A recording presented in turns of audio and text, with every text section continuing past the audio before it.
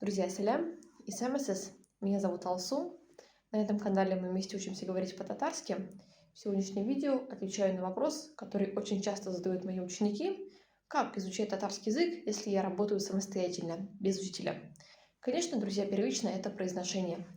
Вам необходимо освоить произношение татарского языка, рассмотрев буквы, звуки и привыкнув к татарскому произношению в целом. Давайте сравним два предложения. Первое я скажу по-русски и второе по-татарски. Я очень хорошо учусь в школе. Мин мектепте бик яхшы укыйм. Друзья, какой вывод? Конечно, татарский язык звучит более мягко. Поэтому сделать нужно акцентуацию также на этом.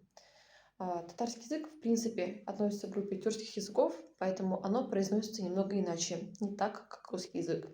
Друзья, на этом все. Конечно, татарский язык легче осваивать вместе с учителем, с окадуще. С радостью буду вашим учителем. Оставляю свой номер телефона, на него прикреплены WhatsApp и Telegram. Приглашаю всех желающих абсолютно любого уровня на обучение татарскому языку. Проходит в формате онлайн-конференции, где мы со мной индивидуально рассматриваем темы, новые слова и, наконец, заговорим по-татарски.